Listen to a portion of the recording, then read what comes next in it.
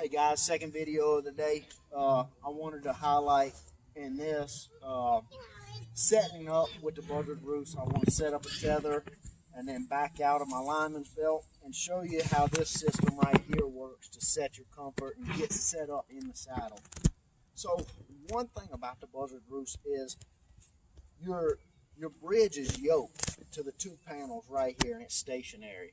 Okay, so what that means is everything revolves around it. In your traditional saddles, your tether height and all matters to your comfort, and that you have to put it at a perfect spot to get the perfect pull that you want. Well, with the Buzzard Roost and this independent angle adjustment system, you don't have to do that. So you can set your tether wherever you want. If you like to run it high, run it high. Let's say there's a limb right here where you like to run it. I prefer to run my tether from anywhere from eye to chin. So let's say I have a limb right here. It is perfect for cover, but it's not perfect for my tether. So I can set my tether up below it. I can run a low tether, okay? And tighten it up. All right, now I'm sitting in my tether, okay? Loosen up out of my lineman. And then I'm just gonna set it and hook into it right now. Just leave it right there. Okay, so we have a low tether, and that's not uncomfortable for me. You got your bridge adjustment here. You can loosen that bridge up some, right? And then you have your panel system here. And like I said in my previous video, I like to unclip that, bring it down, and then I'll set that panel where I want it. Put my thumbs in that thumb loop, all right? And that panel's where I want it. This stayed centralized in one spot, okay? Now, let's say I'm feeling a little pressure right here, okay? I can let some of that pressure out and transfer it to this lower portion of the bottom panel just by take some weight out, and you move it up just a little bit. And then you do the same thing on the other side. And a little bit goes a long way, guys. A little bit goes a long way. And it changes that angle completely. And now I'm feeling a little more right here instead of everything right here at my hip. Okay? That leaves you with no hip pinch. You can customize this seat to you. No hip pinch at all. Okay? And then you can bring this back panel up. Bring it up. Make sure you pull your shirt down because that cold wind will get that tail. So you bring that back panel up to where you got some support. You know, if you feel like you need to pull more to the tree, adjust that top one.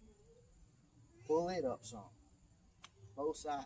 Now it's pulling more on my back, and I can recline in and I get more support that way. Okay?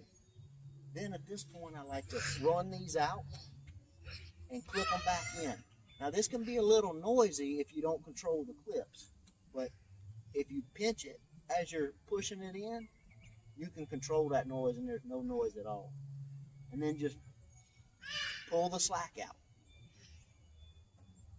You pull that slack out, now this can't ride up, and if you come up out of the saddle doesn't drop down to below your knees.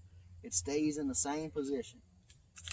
Okay, there you are. That's an extremely low tether for a 6'2" man. That's extremely low. Okay, but it does allow you, if you, like I said before, if you have a limb there, okay, raise it up higher, and then you want more cup. You want it like you're sitting in the playground swing. You can run this around to the top position. You can move this around to provide yourself with whatever cup you want underneath your butt. Also, you can run your bridge length out.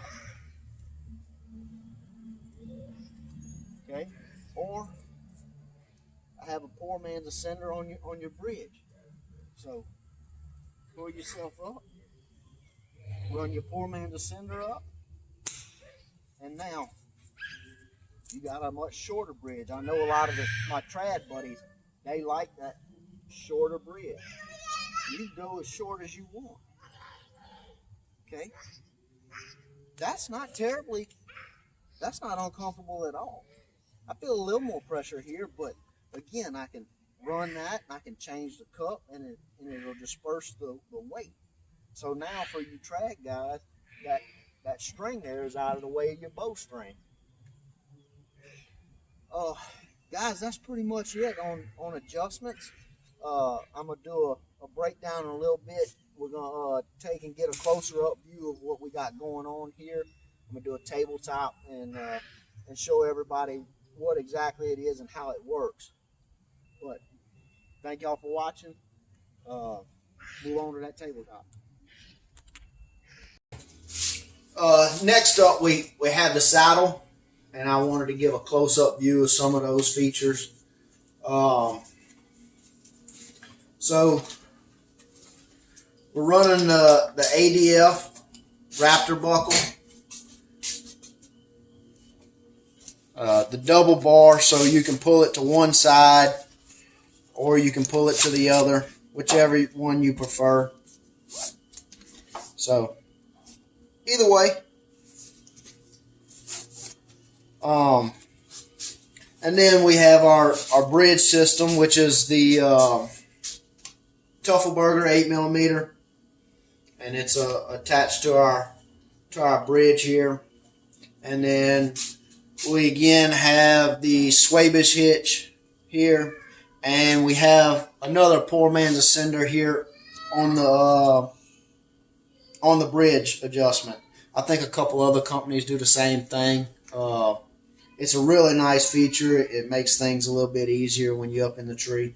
But yeah, so that's that there. I think the main thing everybody's wanting me to talk about is this right here, this independent angle adjustment system.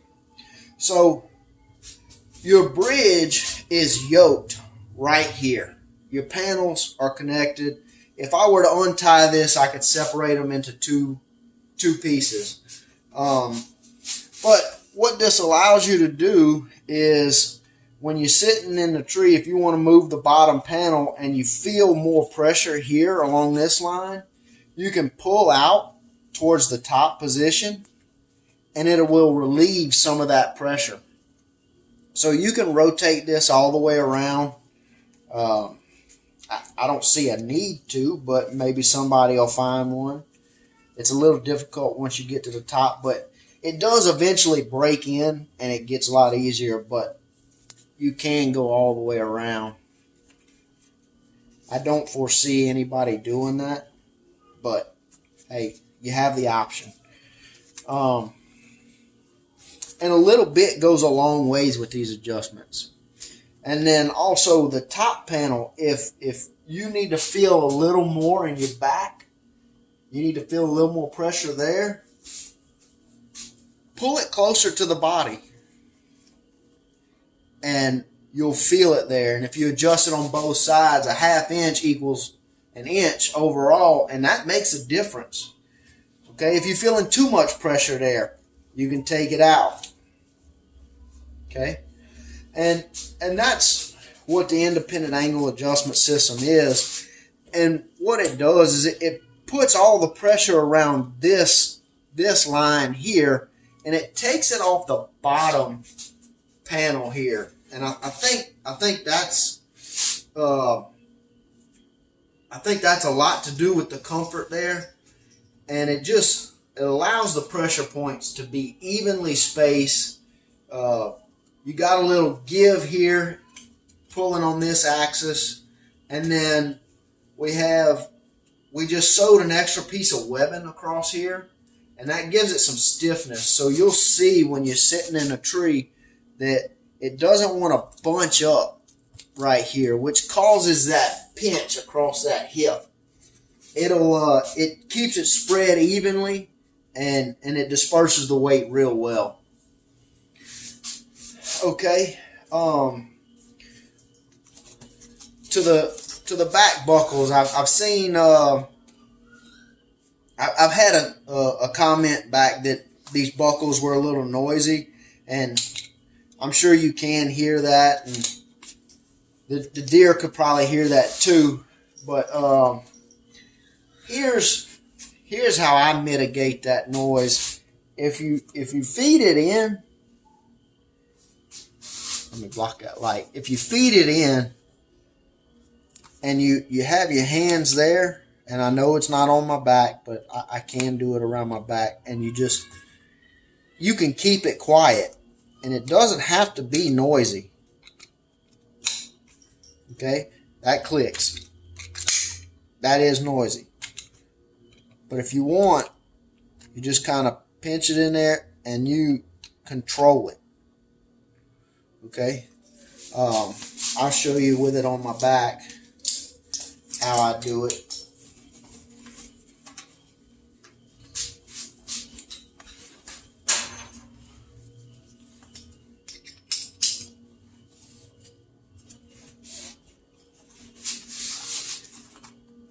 Okay, so